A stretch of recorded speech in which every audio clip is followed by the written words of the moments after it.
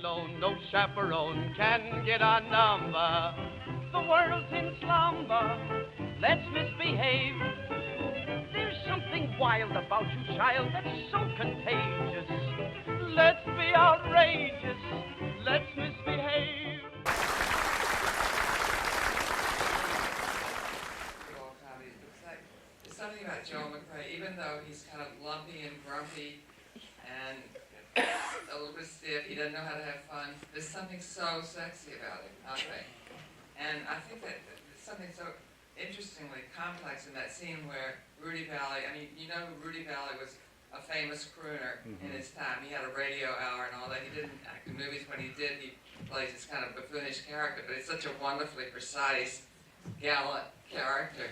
But when he sings Goodnight, Sweetheart, I mean, to me, there's something so powerful and complex because you sort of feel for him, and yet the pull between those two people, I think you just feel it incredibly. And it's really about, you have to go with it. You just have to go with it. But then all of a sudden, it's still very cynical about marriage because at the end, they're interchangeable. There's a happy ending. No, not at all. What's interesting about the Hackensacker character is that unlike the love triangle in other screwball comedies, I'm thinking Ralph Bellamy, for instance, Hackensacker's a very attractive person, and he has many fine qualities, and... Well, they're all different kind of men here. I mean, you get the Alan Quayle, which is sort of macho, unlimited, you know, the totally aggressive testosterone male. Yes. And then you have Rudy Valley, who's sort of prissy but gallant and generous in his own way. You see also the sort of hierarchy where, I mean, you don't have the rich are just so selfish and condescending, and you've got this whole layer of people sort of sustaining them. They're frivolous. Yeah. I mean, we're spoofing the rich here in this film. Oh yeah. But yeah, I mean, I think and the thing is here, a couple of things. I think in that early scene with the Weenie King, this is where you get this other layer of mortality. I think, in fact, it's true of most of the Screwball. One of the things about the hectic pace of it, it's like they're trying to outrun time. You know, they're trying to, you feel time there. So that's why it's not just sort of escapist froth. There's something, there's this sort of grave note underneath. And there's a scene where, when he's having, the Weenie King has this sort of rhetoric about death and mortality. I mean, very eloquent little soliloquies. And he looks at her, you know, so he doesn't say you're not getting any younger, but he says something, she suddenly looks at him. There's this expression, that's what I meant about, and it happened one night, she has to play in a way younger than she is in that. She has short hair, and she has a very youthful, she's always showing her youthful side. Here, she's elegant, she's a woman, and she knows she's running out of time. And the whole thing about a woman using her sex, I think that's so wonderfully done, because she talks about the thing with the look. And you get it, and he doesn't have any idea what she's talking about. You get it from the day you're 16, from everybody. You get this look, and you don't want it, but you get it. I mean, maybe you wouldn't like it if you didn't ever get it, but you really don't want it, and you don't have, so why not? Why can't she now use this thing she's got to help him? And of course, he's too much of a block. I mean, I guess he's too macho to ever let her do that. But that's what she's saying. And also, another sort of Screwball sort of trait is that the women are never domestic. You know, this is the thing, they're never, and if you do see them in the kitchen, it's a disaster where she's her pot roast, you know, you can't get over that horrible pot roast she made. But I think this is what is so attractive about these women, is that we sort of respond to that something else besides just being a little woman. They're very unconventional, they're Undomestic, self-determined, unconventional, yeah. and very different. To your point regarding the Weenie King and the beautiful, eloquent speech with the truism and a lot of heft behind it. Yeah. Sturges does that. He gives small characters beautiful all lines. of a sudden, out of nowhere. I'm thinking of Sullivan's Travels, the butler, Robert Grieg, who talks about poverty when his employer's about to dress up as a hobo. Yeah. And he said, you know, don't make light of this is serious. And he gives such an eloquent speech about poverty and this dilettante director who's going to dabble in being a hobo and ride the rails for a little period of time, followed by the land yacht. Exactly. Well, this is it with the minor characters. They have these major moments. Yes. And they're brilliantly, they're so beautifully written, as you say, and they come out of nowhere, and they're so distinctive, and they're so sort of, they flesh out the character. I mean, he commands the stage. So, in a way, the hierarchy is overturned. I mean, it's not going to ever, it's never going to change completely, but they have these moments where they rise and where they go against their stereotype or against the conventional view of them, and it's beautiful. Well, as a writer, I'm sure you can appreciate Preston Sturges. The man had a gift with words, and he has such fun to play. The names, Hackensacker playing on John D. Rockefeller. You have the princess, all these titled princesses, Americans marrying European noblemen, Toto, and Toto. I mean, well, two things. One is that you have these people playing sort of stereotypic butts of jokes, or stereotypic like the blacks play the porters, always, but they have distinctive personalities, and I mean, one of them is poets out, what a cheapskate they are. And come on, Hackensacker. Mary Astor apparently wasn't happy with this because she didn't like having to play that chatterbox shrill character, but I just think she's so funny. She nails it. She's fantastic. And she's such an exceptional actress because if you compare her to her character in the Maltese Falcon, what a difference. I know, it's not like anything else she ever did. I think maybe that's why she just couldn't. I'm thinking of her in Dodsworth, when she plays the Edith character. She is Well, she's one of these womanly characters. There weren't that many of that Hollywood also didn't know quite what to do with in a way. Right. You know, they just either you were an ingenue and sort of a more or less conventional glamour heroine, or you were something else. There was always something. But she can play screwball. She can play femme fatale. She can move through genres very, very well. And speaking of moving through genres and moods, what about the score of this film? You start off with a William Tell overture, and you've got love songs, and it just, I think Victor Young does an exceptional job with the score. I can't get, I mean, when I hear that Goodnight Sweetheart, something about that just makes me cry. Well, and Rudy Valley's voice. Oh, wow. It's beautiful, and it's so poignant, and you just feel torn, you know. It's just, and that darn stuck zipper, that plus the love song, and then she's back with Tom. But I mean, when that original scene of the zipper, it's just so sexy, and you're not quite expecting it, right? Because you really are sort of annoyed with him. But I mean, Joel McCrea does play a lot of this kind of sort of not as smart as he thinks he is, kind of, and funny, and he's the anti-hero, of course. He loses his dignity, but not his virility. Well, this is another thing, I mean, and I think about this a little bit tomorrow when we see Gary Cooper tomorrow night too. When you have these really matinee-out, good-looking men, but doing clown stuff, and I love that. And that's Screwball Comedy. It is. That's what's wonderful. These beautiful leads. Doing the physicality. And they're willing to do that. They're willing to just, get all making fun of themselves and having us laugh at them.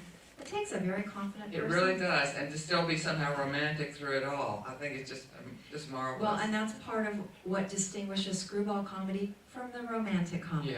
Because you don't have the earnestness, you have the silliness instead of the sentiment. I mean, that ending is in no way sentimental. No, well. It's very silly. It is. It's sort of brutal in a way. It really is, because you really do have such feeling for these people, and all of a sudden they're sort of de-individualized. Yes. But I mean, I think the film skates on thin ice. Really, even though it's not called Is Marriage Necessary, it's really about, well, why can't you marry him? And then have her lover get money for her lover. That's really the ideal setup, really. Well, and wasn't Preston Sturges writing from experience? Yeah. He had married 2 heiresses, and he did not have enough money to equal to them, and he felt very insecure about that. And isn't he writing about the pressure of not having enough money in a marriage? And And then why shouldn't a woman use her sex this way? I mean, it's a very practical idea, marry the rich guy. He writes excellent characters, strong women characters, and he really understands. But they're never emasculating. I mean, they're strong without ever being emasculating, Yes. I think. He had a very close relationship with his mother, as you Yeah. had mentioned. He traveled all over Europe with her, and so he really understood women and appreciated them. He did. But I think he had really complex emotions because he also admired this sort of inventor father who must have been an oddball just because of what he put up with. But he didn't see him as ridiculous, I don't think. He really admired he admired success. So it was important. It wasn't just something that, I mean, he wanted that it is a serious thing that Joel McCrea needs to succeed and wants to succeed. Right, and again, writing from experience, Preston Sturges was a part-time inventor. Oh yeah, He he had had it- some kind of lipstick. Yes, he Yeah. invented for his mother's cosmetics company, Yeah. Mary Dusty Cosmetics, Yeah. the stay-proof lipstick. Yeah. And he was constantly tinkering with inventions. I believe that was the most successful one. Yeah. But this idea of the floating suspended airport, I mean, it did. Well, it's sort of a good idea when you think about it. We could use it. Yeah. And this film, it has so many wonderful plot elements that you find in screwball comedies. Of course, you've mentioned the comedy of Remarriage, which allows more sophisticated, more adult plots and situations because the characters are more mature. They've been married. It's right, and it's also, I think that at this, I mean, of course, it's also challenging the Hollywood mythology of the happy ever ending, obviously, and monogamy forever. I mean, people were actually getting divorced a little more. I mean, it was sort of taboo, and then gradually, as we know it, less and less, more and more became acceptable. So it was happening, and so there was a kind of sense that you think this is the one and only person, but it isn't the one and only person. But for that moment, that doesn't mean you're not going to feel and follow this incredibly powerful sexual attraction. Yes. I mean, she says sex is in everything, and it is. You know? And with screwball comedy, the writers do spoof the traditional institutions like marriage, like medicine. I mean, they take on everything. There are no sacred cows. No sacred cows, and always I think there's that underlying sense of a little bit of desperation almost. Right, and you have the cross-class conflict. In this case, the male character Tom is the bottom status. He has no status because he's poor and he's struggling. He's not successful. She has high status because of her beauty. Yeah.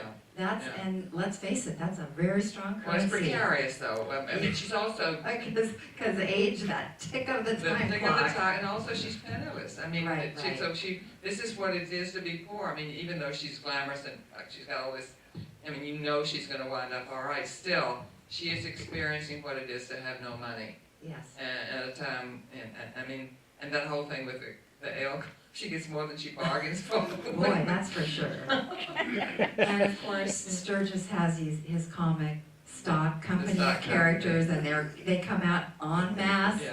at the ale. I mean, it's almost, I think it's problematic. It just goes on so long, and to the point where it's almost scary. There's something really frightening about it. You know. Well, you put men and Yeah.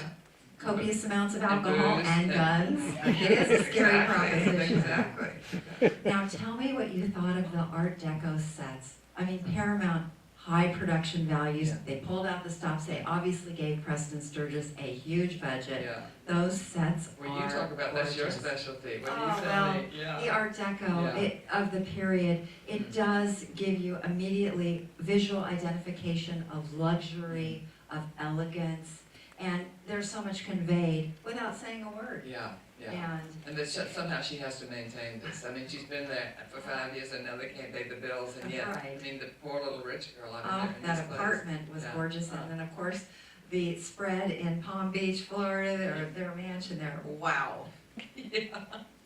And what about the Cinderella element that you do see interwoven through, and they're going to be rescued by the rich person, maybe not. Yeah, yeah. We do see that interwoven in Screwball, and of course the love triangle and role play.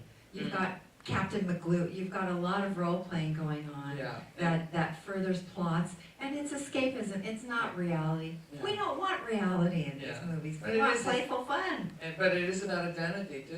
You know, Yes. really. I mean, that's why that name is so strange, and they're sort of getting mixed up about who they are at a certain point, and that's when you begin to see the kind of interchangeability of it, that we're maybe not as unique as we like to think we are somehow. You know. Now, you mentioned in the introduction about the opening sequence and how madcap and zany it is, and how it's somewhat it's somewhat explained at the end, but then the mystery. Well, the maid and the part. She's fainting by the shadowy figure, Yeah. and then you've got the Jerry character tied up, and Yeah.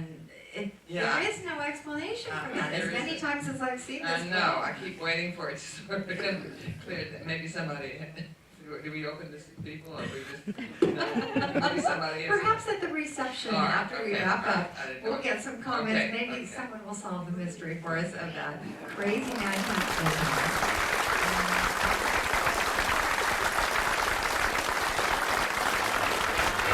We're all alone, no chaperone can get our number. The world's in slumber, let's misbehave. There's something wild about you, child, that's so contagious. Let's be outrageous, let's misbehave. When Adam won Eve's hand, he wouldn't stand for teasing. He did